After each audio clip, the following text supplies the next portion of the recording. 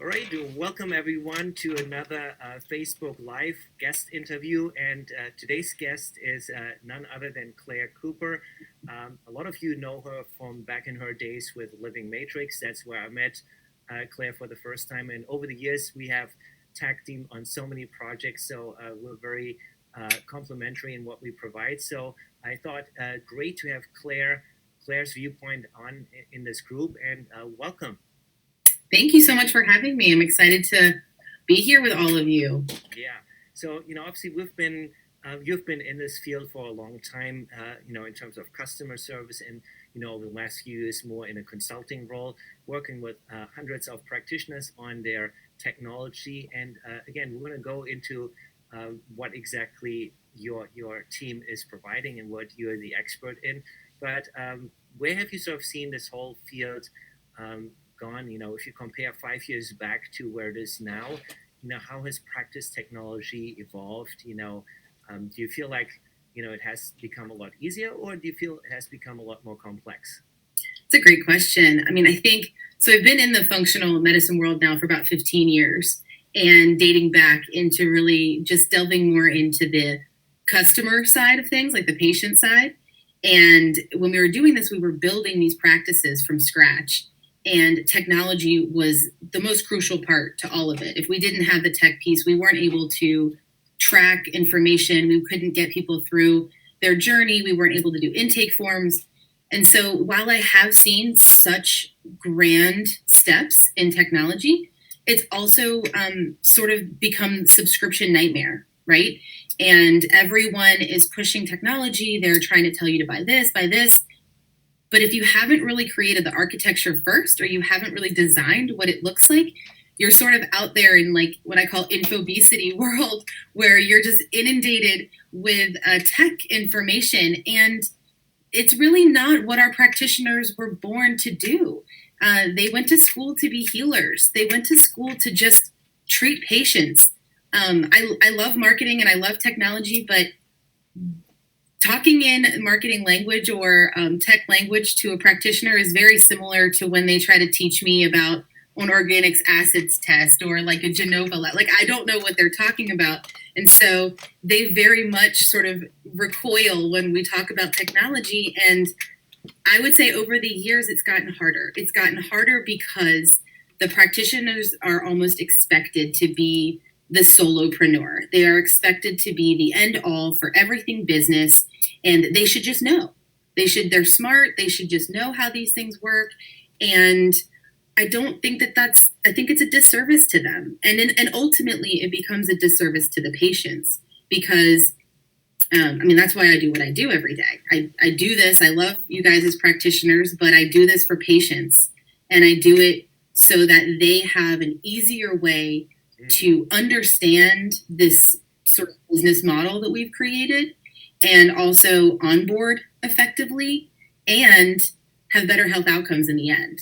And that's all really leveraged through technology. Yeah, absolutely. Yeah, I couldn't agree more. And So, yeah. this is where both of us are very much alike. That for us, our impact manifests itself by enabling practitioners to be more efficient with their time.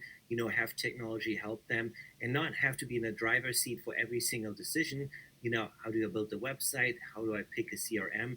And just like a practitioner would refer a patient to a specialist, if this is outside their area of expertise, I feel that's the same true for practitioners, selecting a technology partner. So why don't we go into this first segment, talking about what to consider when selecting any technology, whether it's technology for your website, for your email marketing, or, I think more specifically in your case, how to manage the practice, the EMR, whatever else is going in there. And then you talking about, anticipating what the architecture actually looks like before you start building it. Yeah, I think more than anything, just start with a list. I have told this to practitioners from the beginning. They get very overwhelmed with the amount of decisions that have to be made when creating this business.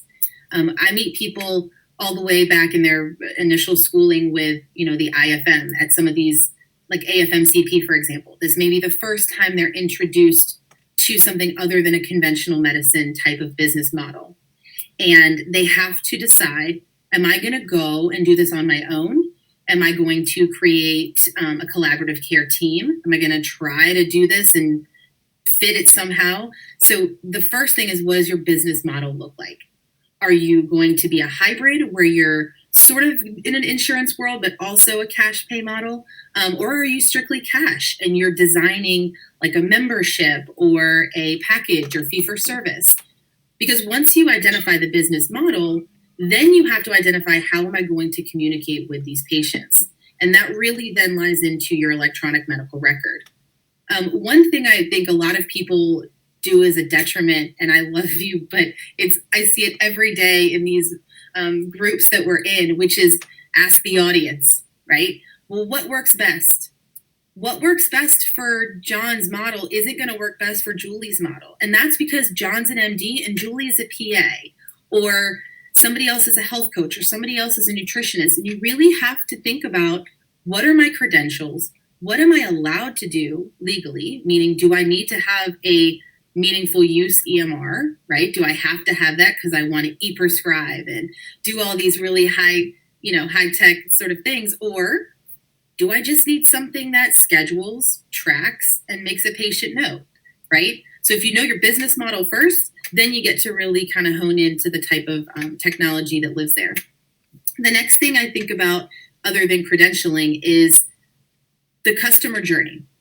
So if you think about what these patients are to us now, if you're going down that cash pay route, they are customers, right? That's just what they are. Like, they're paying us for a service now. We don't just have to worry about one thing. We got to worry about the whole experience.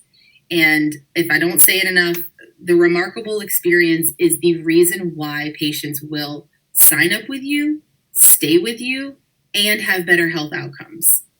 So if at any point along the way your technology drops off or doesn't talk or isn't connected or seems clunky, that experience erodes over time.